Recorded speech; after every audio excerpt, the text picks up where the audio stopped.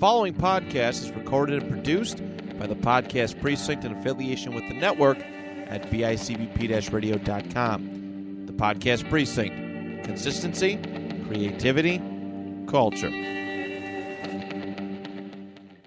The Nostalgia Funhouse proudly dedicates all episodes in the loving memory of Connie Chirac. So, Johnny, I've been hearing really great things about this Nostalgia Funhouse. It just brings back so many great memories.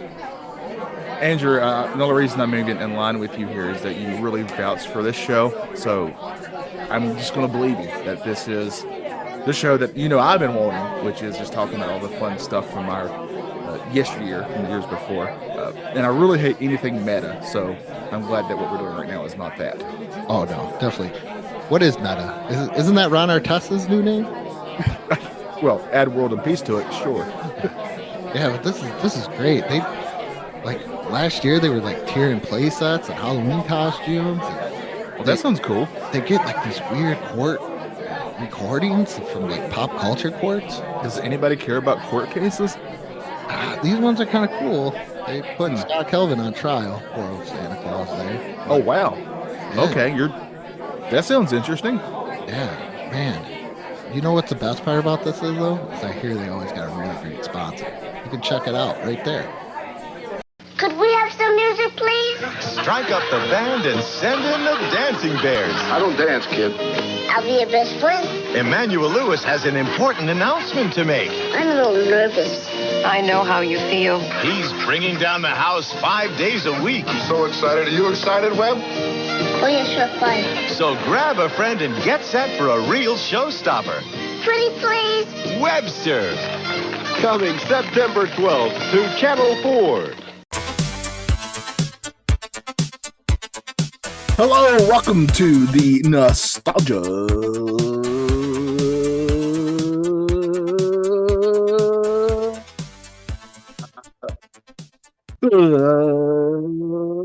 Funhouse. As I was doing that, my Zoom said, "Hey, are you playing music?" Please don't play music. Please don't play music. I'm Johnny. He's Andrew. Andrew, what are we talking about today? We are talking about the last episode of Webster. That's right. We all know about lovable little Emmanuel Lewis in his show Webster, which I'm going to save it if we ever talk about Webster. It's kind of a funny story of how he got Webster. I mean, when else are you going to talk about it? I don't know. Maybe there's a point where we do top 10 Webster episodes. I don't know. Based on what I watched today, no way in hell. Oh, I'll make you. You had me watch Mac and Me. I think I get like 10 free passes on random crap. I don't think so. That is not a fair comparison. Is this your first Webster episode or first? No, I had seen Webster before, but it was not one that we watched a lot as a family. Oh, okay. Webster came out in the 83, I think it was. So literally the year I was born. Maybe I was just too young for it, I guess. I don't know. But this is a syndication all the time. Yeah. I remember watching a lot of stuff on reruns. Give Me a Break was the year I was born also, but I remember watching Give Me a Break, the reruns on. Oh yeah. I mean, that's how I watched Family Ties, Gilligan's Island, all those shows. Yeah. Classics. Yeah. We are talking about the final episode, and this one I think fit. I thought this fit so many categories of when you were hey, let's do this last episode idea. First of all, this is a very strange last episode. It's bonkers. Yeah. The word Trek is in it, so you pretty much already figured out that there is Star Trek. The next, I was pretty excited to watch the. This is a great this is a great way to introduce Star Trek: The Next Generation. Is with Webster. What if this was like their backdoor pilot to Star Trek: Next Generation? Okay, see, this is the Star Trek: The Next Generation dork in me. Is Star Trek: The Next Generation's already been out for a year. I know. I'm saying that's why I said what if. Yeah, and Worf is already promoted in this. Yeah, yeah, yeah. I've This also is, found some other things that as I watched it a second time, and I wasn't first time I concentrated more on the Webster aspect, yeah. and then the second time I concentrated more on the Star Trek aspect. You watched this twice. I watched this twice. I would watch it again just for the hell of it. Oh, good God, I could not. Why? It's This was a bad episode of Webster, and it was a bad episode of Star Trek Next Generation. Both. There's a lot of questions in this one too. A lot of questions that I'm going to ask you. Yeah, it's one of those questions. Well, I think this is a good question we can start out with. How do you feel when a show does a clip show? Because this is essentially what this is. This episode is. I think when a show does a clip show, it's almost like jumping the shark. It's like we don't have anything else. It feels kind of lazy, don't it? Yeah, because or something bad's about to happen. Yeah. That aspect, like, because even the second to last episode of Webster is a flood of memories, the final chapter, and everyone's in a basement and they I guess it flooded and they just start talking about all their memories. Yeah, which sounds like a clip show. Yeah. So I think Perfect Stranger, the one that always stands out in my mind, and I will always talk about this because I've just never is Perfect Strangers when they got caught in the basement. I do believe that was a clip show and the water kept on rising and Yeah. getting close to the electrical box. And that always sticks out in my mind as a Perfect Strangers episode because my mom was done with Perfect Strangers. But I remember this. Yeah. I've taken on this aspect where even if you're done with the show, you still watch it because you still need to know. And she just wanted everybody to get electrocuted. Yes. So that way you could be done with the show. So that was like the one thing that always comes back to my head is I think what Step by Step used to do it, Family Matters, All of them would do Full it. House. A clip show is very much a staple of television. Well, before there was streaming, I think streaming kind of hurts it. Yeah. But before that, it was definitely not unusual for any show to be a clip show. Yeah. Any episode. Yeah. I just think it's looking back on it, I enjoyed it, kind of like what you said. Like as a little kid, I was like, oh yeah, I remember that because you could point it out. It's also remember like at the end credits where it showed you the still photography of each aspect of the show. And you're like, oh yeah, okay. I don't know. I used to be like, oh, I remember that part of the show, even though I just watched it 20 minutes ago. But but that's I think it was a lot more fun when I was a kid. Now if I see a clip show, I'm like, are we really doing this? I will say I am very curious. I will not do 10 of them. I swear to you, I will not do 10 of them. But I am very curious if the best episodes of the show are good. I've not seen one in a long time, so I will withhold judgment. But just based on what I just watched, I am not excited to do that. Oh, I forgot to show you what I picked up too, Johnny. Oh, what's it get? I got a new monthly planner. Look where that goes to. Bigger and better. Oh, I can't read it. Monthly planner. What's it say underneath that? It's very bright. It's going to this is to 2024 to June of 2026. Oh, all right. I might have to sneak one in there. Some Webster. The one that stands out in my mind, and it might be in the top 10, is this is where I learned that if you do too much cocaine, your nose will bleed. Yeah.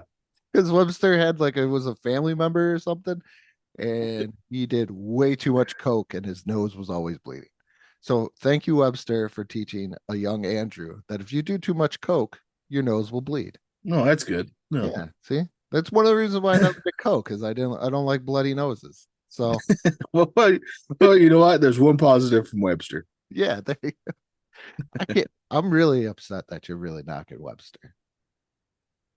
I'm knocking this episode of Webster and any of the episodes that it mentioned in this episode of Webster. Okay. So let's do this because I got notes about some of the stuff here. I was gonna start taking notes, and I was like, this is considering this is a 20-something minute long thing. I kept checking the time to see how much was left. That's all I'll say. I did the second time. I'm not gonna lie. But Webster is in his room. There is the lightning storm going on, and he is playing a computer game, which back at this time in the 89, if you were playing on a computer, you had some You had some money. Yeah. you had some well, his adopted father is a sports commentator, and his adopted mother, ma'am, is a kind of like a event planner, socialite type deal. Yeah. So there is some money in there. I have when we get to the flashback with the dad, I have a comment. Oh, you better watch your mouth when you talk about Alex Karras around me. He's I gotta. He's a good story too. I have an opinion just based on what I saw for our other podcast, the Retroactive Sports Podcast, because he got into some trouble in the NFL for doing some gambling.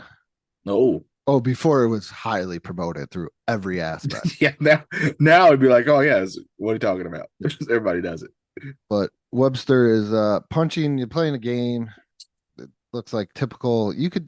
I love it how now they made it look a little bit more realistic when you see somebody playing a game in a movie than what it used to be. And he pushes his joystick a little bit too far, and he gets all of a sudden, it sounds like the transporter too. That kind of irritated me. Yeah. Transported to the Starship Enterprise. I believe that's right. What is this? This is C or D for NC 1701. It's either C or D. So I can't nerd out too much on my track knowledge there. And there he meets Lieutenant Commander Worf. He's who will be the only recognizable member of that show of Next Generation on here. All the other are just random crew members who, if they got beamed down to a planet, would immediately get killed. Yes. A bunch of red shirts. Yeah. And it's a intruder alert. And all of a sudden somebody comes by with a tricorder that it looks like a tricorder, and it shoots laser beams at him. Did you notice that? They did a lot of weird stuff that Star Trek never, like when they went to the screen to show the stats or whatever of what they just scanned, like that never looked like that ever. No. No. I gotta say though, for a syndicated show, the special effects were pretty good.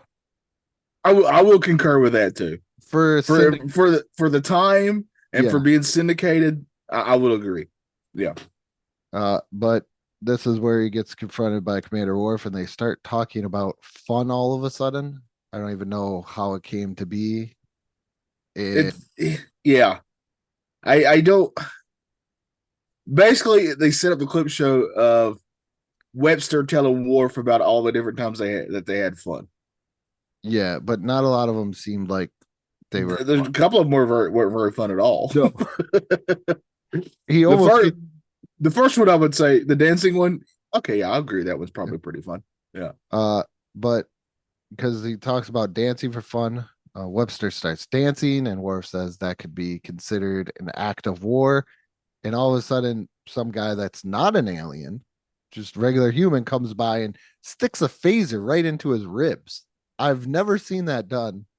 I've seen a guy get blown off. By the way, to an obvious child. Yes. They don't pull any punches when Lieutenant Commander Worf is on. No, he's hardcore.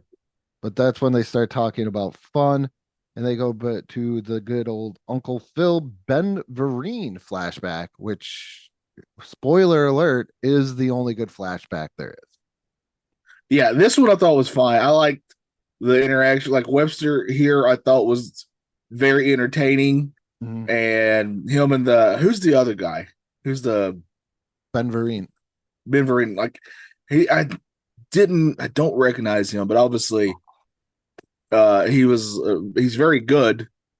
But the back and forth with him and Webster was pretty entertaining. This was, to me, the highlight of the whole show was this.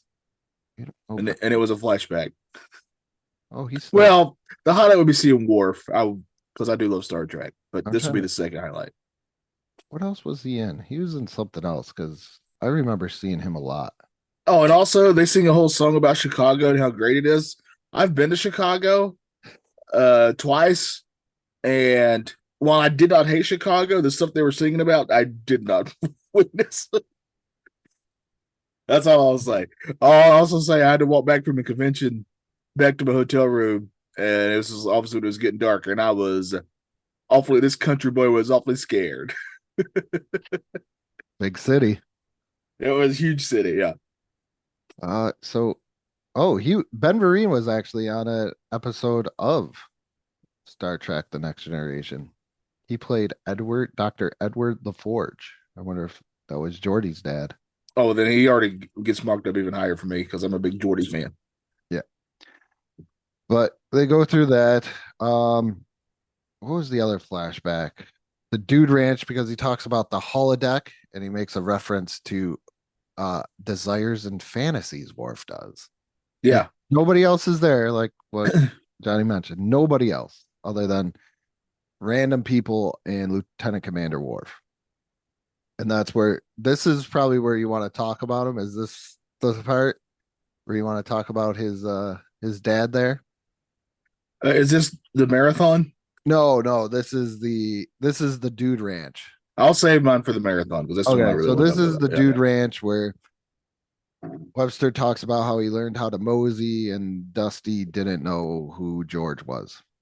Done, over with, not that great. Next flashback was the helicopter, which was one of the fakest scenes I've ever seen. Yeah, all I kept thinking about, well, first of all, they did was there's no way they actually rode in the helicopter. Yeah. They were just dubbing over their voices as they're taking over aerial shots.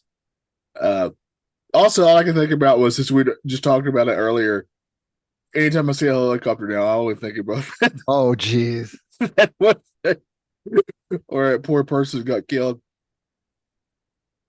shooting the Twilight Zone movie. And then I think the next one is the marathon. Okay, all right. Sure. So let me say this: the message that's behind it is awesome. Webster's trying to run a marathon, but he's getting really tired, and he sits down, and then his dad shows up, and they start having a heart-to-heart talk. And eventually, Webster says, "I got to finish this," and it's for him way more than anything else, right? Like, yeah. I like that message a lot. The problem for me was, and it might have just been this exact episode because I didn't notice it near as much on the Dude Ranch, but what's the actor of the father's name again? Alex Karras. All right, Alex Karras' acting here, to me, was well below subpar. You leave Alex Karras alone, damn it. It was not good. And the fact that he was supposed to be a sports commentator really threw me off when you said that, because his acting was pretty bad here. You know what his first acting role was? What's that? He played Mongo in Blazing Saddles. Oh, I thought he was going to say WCW. No. Well, that's where no, that's not his first film role, but it's probably his first big one. And no, that's where Steve McMichael did get the name Mongo, because of how just Mongo like punches out that horse. They much were like, you're like that, Steve. You're just Mongo. Yeah, he's a full horseman for life. Yeah. We always try to bring in wrestling one way or the other. You know what's funny is I just looked up Alex Karras, and he wasn't even on the last two seasons of Webster. It said from 83 to 87. So how do they write them off? I think they just did a lot of weird stuff, because when I found out about this one, they were talking about how weird like all the other episodes of Webster were. See, we might have to dive a little bit further into Webster in the future. Yeah, not a single moment either did Webster give me any definition of anything. Yeah, there's like ones where like there's like the four tops, and here's one. It's called the Web Touchables Part 1 and 2, where it's Webster daydreams that he's in a 1920s set musical with him after a root beer racketeer. Oh, geez. Oh, you're into some trouble, Johnny. I will do no more than 5. I'll put it in my contract. I can't do more than 5 of this. Oh, we might have to just do this as a special, the Web Touchables, and we might have to get to the bottom of this root beer racketeer. Oh, good God. But then the next little flashback, the dialogue is just pretty much Webster talking about fun, Worf Yeah. putting it down because he's a Klingon. Yeah. Yeah. And then the next one, they talk about sports, and I might have got them out of order, but they talk about sports, and it shows Webster pitching in a little league game, and he is getting rocked every aspect of the game. And every time he's like got like an Urkel face every time some kid hits the ball because it looks like, did I do that? Yeah. And he's not even fully on the mound. I noticed. A lot of little things are gonna. Yeah, I mean, he's so little, Andrew. I don't care. He's just a little kid. You get your ass on the mound. Foot needs to be on the edge of the rubber. That's how it goes. Okay. You want to play with the big boys? You go play by the big boy rules. That's why I don't wrestle in WCW. But I mean and then he gets transported back because they finally get out of Antares. They just went with some random planet. Yeah. They just basically made up a reason why he couldn't beam right back. Yeah. To his time.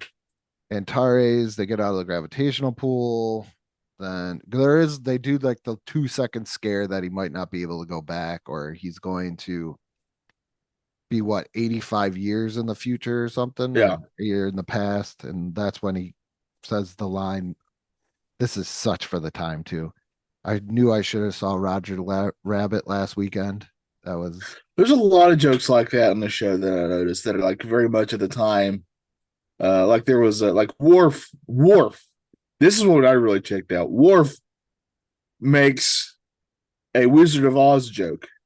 Oh yes. And I was like, no.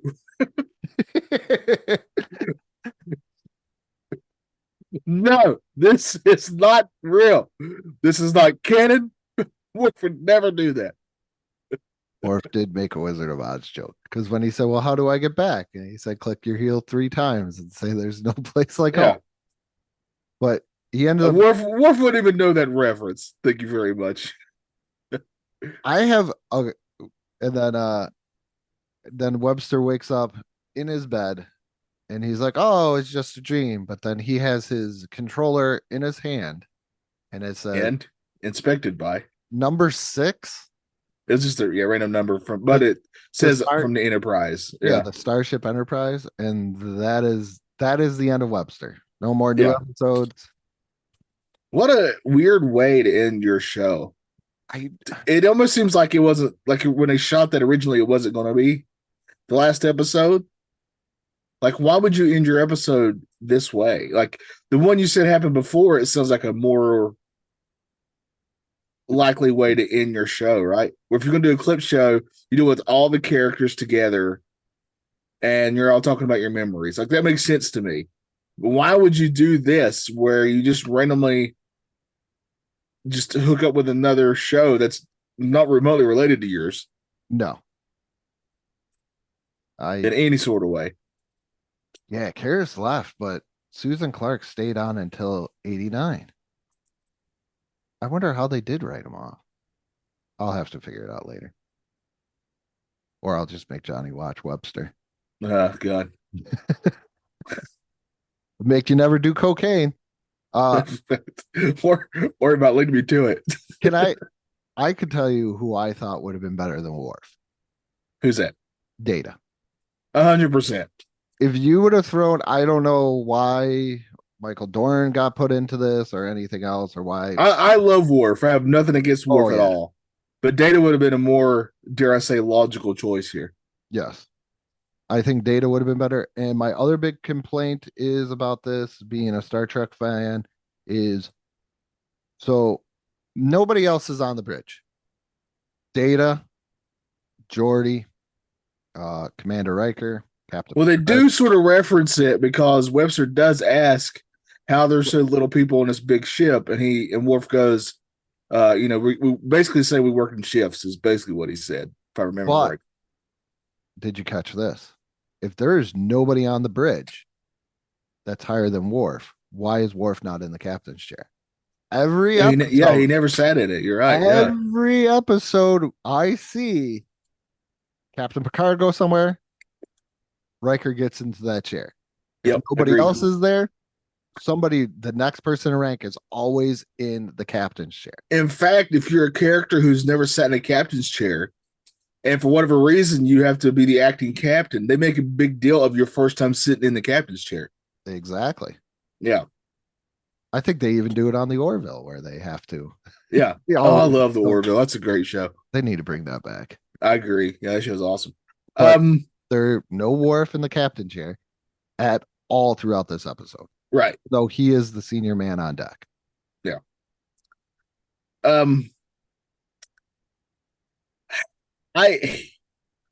This was not the worst thing I've ever seen. Like, to say that is disingenuous. You watch Mac and Me, so. But I love Mac and Me. Like, I know it's not good, but I love it anyway. This was a tough watch. This is obviously my opinion. This is not a show that I grew up with. Okay. I mean, I did definitely watch it a few times, just randomly, but it was not one of my shows growing up. So that's probably, I don't have very much nostalgia for it. So maybe that's a big part of it. Because I have nostalgia for Mac and Me. That's a huge part of Mac and Me for me. Yes, that's a movie I watched as a kid, and I loved it as a kid. If they burned every copy of Mac and Me, I would be 100% fine. Well, that's how I feel about Webster. So, Webster is way better. Not this episode. It wasn't. Man, I don't know. I really struggle with this because I know you like it, and I don't know about this. I like Webster, but I don't think I've ever seen any really of the syndicated episodes. Maybe that sounds like they're very different from the original seasons. Yeah, I think so. I remember watching a lot more of when they like lived in an apartment and then they moved to like a townhouse. Yeah. I definitely remember any of the episodes I saw, I feel like they were in an apartment. But this one it's just a very odd choice. So now is Webster's got to be a part of Star Trek now. I guess technically, yeah. Technically, he's a Star Trek character. Yeah. I mean, it's kind of like E.T. in Star Wars.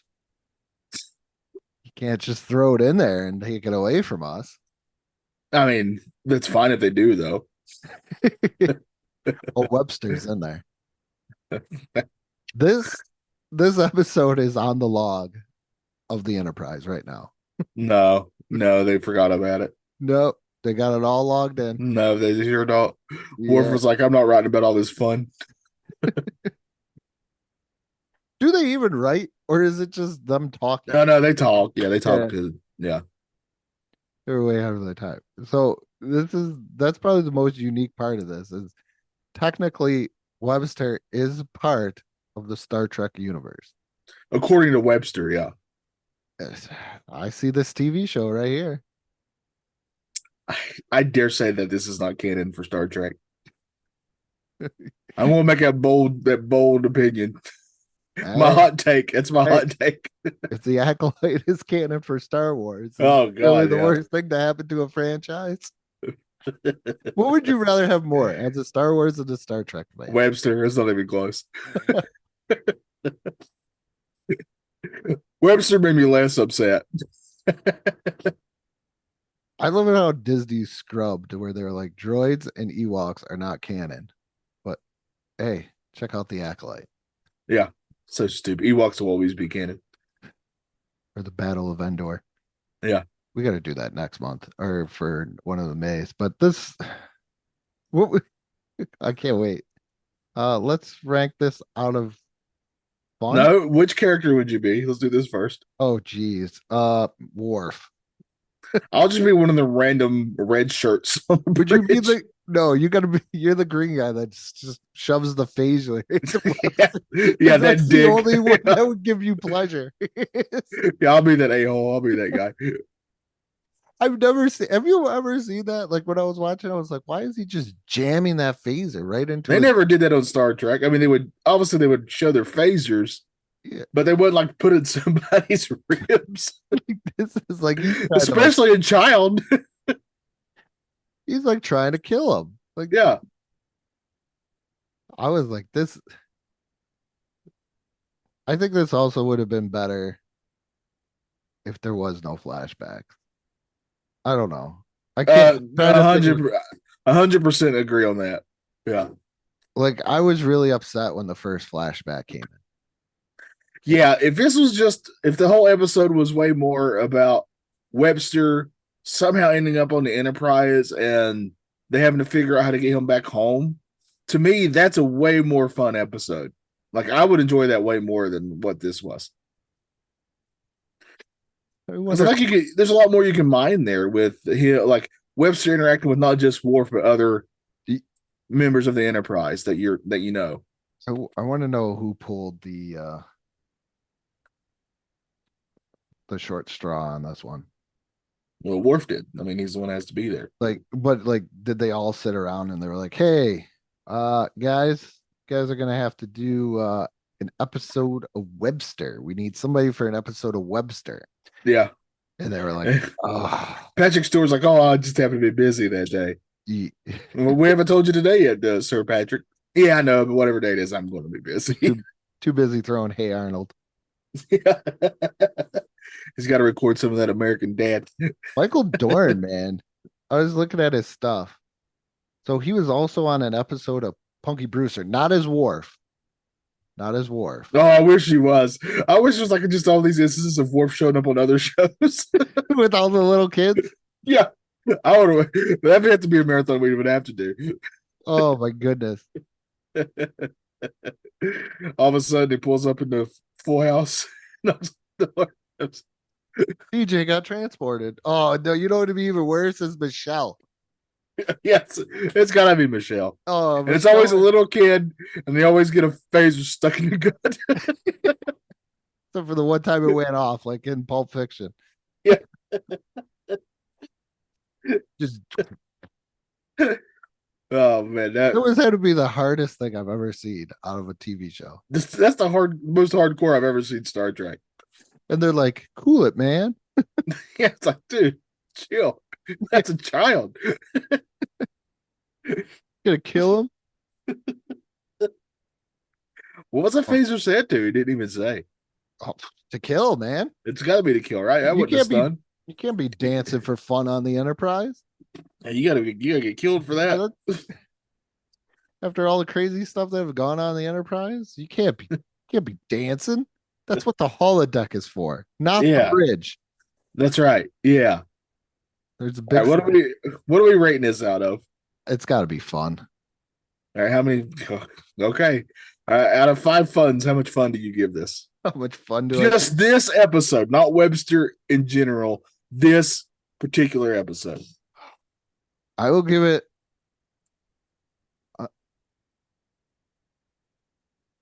I'll give it a 1, and I'm giving it a 1 because half of it is because there is Star Trek involved. Yeah. And I did really enjoy the first flashback with Ben. Yeah, I would agree. Yeah, that one's by far the best flashback. That one, because I think that hurt the other flashbacks because that one was so good and entertaining. They started out strong. Yes, and it was a good little like comedy team, and it's that throwback straight man type comedy that we both enjoy, and that's what gave it the other half. Yeah. Other than I want to preface this by saying I guarantee you, and I'm totally okay with us doing 5 episodes of Webster later. Because there's even shows that I don't like. There's still about me an episode that I'm like, you know what, that episode wasn't so bad. You know, that type of thing. Like, I'll be very upfront and honest about that. I guarantee you there are episodes of Webster that I would enjoy. However, this is not one of those. And that is sad considering Star Trek's a part of this. Andrew and I are both pretty huge Star Trek fans. We both love Star Trek. So this should have been right up my boat, as Andrew likes to say. Oh, yeah. Right Right up your up, boat. this should have Right up straight your up boat. Johnny's boat right here. I think I meant to say either right up your alley or That's the what you were going boat's for. your Yeah. boat. Yeah. I think I just combined both of them. That's my new favorite saying. Right along with the Tennessee waterfall. Oh, gee, I can't say the other one. But this is a 1 out of 5 funds for me as well. If this episode had been Webster somehow ends up on Enterprise and they got to figure out how to get him home, and he's interacting with more than just Worf, that would have been a much higher rated episode for me than what we got here. Where would you put them in order of who do you think would have been the best to interact with Webster? Like Data's my number one. Data easily, yeah. I think Data would have been an easy one because Data's character is all about learning, Yeah. and I think he'd be more open to what Webster would be saying than Worf ever would be, right? Yeah. So he could talk to Data about fun. Data would even ask him questions about fun. And I think that would have been fun. And I agree. But I would still want him to, obviously, with Captain, with Riker, and this is just for me. You got to get some Geordi in there. I think Geordi would be number 3. Yeah. I think Geordi actually would have been better than Worf. And I would agree. Also, how he doesn't even talk to Wesley is weird to me because Wesley's like the only kid on the whole ship. So. Yeah. And can we also talk about the engineer's voice when he calls Commander Worf and how it sounds like a guy from Idiocracy? Yes. My first thought was, that's not Geordi. Or anybody that, like, everybody I've ever heard on Star Trek. Yeah. Very, like, other than like Lieutenant Barclay, who I understand that's kind of like his character. Right. Yeah. But it, like, everybody's very, like, confident, in control. Like, yes. Lieutenant Commander Worf, we've pulled away from the gravitational pull of Antares. This guy's like, hey, Worf, man, we just pulled away. You could man. little Webster home, man. Like, it wasn't exactly like that, but that's what it sounded like. Yeah. I mean, the anytime there's an announcement over the I want to say PA, but that's not what it is. On the Enterprise, you're right. To the point of that's why when in Wrath of Khan, when Kirk after they had survived that explosion and and Kirk tries to talk to engineering, but Bones is there and he goes, Jim, you better get down here. But you can hear in his voice over the intercom that something was wrong. That's why it was a big deal, right? And I'm getting chills just thinking about that scene. I would literally cry thinking about Spock dying again. Oh, I thought you were talking about this engineer saying that they pulled away from Antares. But that's what I'm saying. What if they replace that with this guy? Hey, dude, you better get down here, dude. Get down here, man. There's some like crazy sparks and stuff. I don't know what to do. How much do you think we can for this dilithium crystal, man? Hey, man, that Vulcan went in there, man. I told him not to do it, dude. Why'd you do it? Not cool, man. Live long and he's dead, dude. We need to get a script for the Wrath of Khan. And we just all do that end scene in that type of place. No way, man. We just pulled away from Antares. Get the little kid out of here, dude. I forgot about that in my notes until I looked, and I was like, "That is the worst voice I've ever heard." Yeah, on anything to do with Star Trek. To the point where if you've seen any Star Trek, it's jarring. Yeah, like it's not there. Like everything's like a sense of urgency or command. Yeah, and this guy's just like, hey, we learned how to make synthetic weed in the what if they should have been like, he should have ended the sentence with, sorry man, this is my first day. Something like that. Does it try to explain why he doesn't sound like everybody else? He was the lowest in his class. He's just an ensign. He's trying to work his way up. Yeah, he's the lowest. His uncle was like an admiral or something. That's how he. What they don't tell you is they never let him back on the PA ever again. That was his only. That's the part they don't tell you. It's like in charge. Where's the fallout from this Webster episode? That's what I'm more interested in. I this definitely ended it. I think it should have been ended anyways. Like good or bad, this is done. Your Webster's done. Could you imagine Worf trying to explain this to Captain Picard?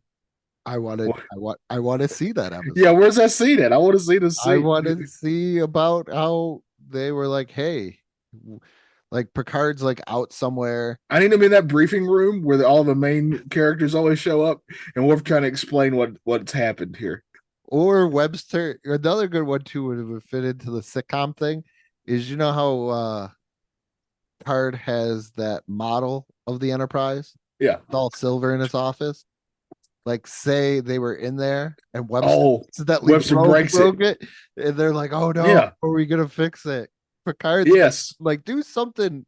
There's so many different ways they could have did this episode. Like, Yeah. letting Webster presses the wrong button in engineering or something. Like, I want either you go full force Star Trek or you go full force like sitcom mode. I think that's the other thing. No, I think the way direction you're going here is where you're in the world of Star Trek, but Webster's here. So, like, you're basically doing sort of like you ever seen Lower Decks? Yeah, obviously, I know of it. Yeah. Yeah, I enjoy it, but it's basically a comedy that's Star Trek. Yeah. And that's what this would be. You can get so many shenanigans that a little kid could get into on the Enterprise. Like you're saying, like I would love it if the episode was he's in Picard's office and Picard's like, hey, I gotta go do something, don't touch anything. And he's a little kid. So he accidentally breaks the model, right? Like that's a great episode idea right there. How would you feel about Urkel on the Enterprise? You are sold. Sold. Please, why didn't that happen? I was just thinking about that. That would have been a great episode of Family Matters. And then he could have been like, hey, we should do the Urkel. Then that guy sticks that phaser in his gut. I don't think so. Let Urkel do the intercom. out of all the adventures Carl and Urkel have gone on. What if Urkel was the one? What if Urkel was the one who like was telling Captain Kirk, "You better get down here"?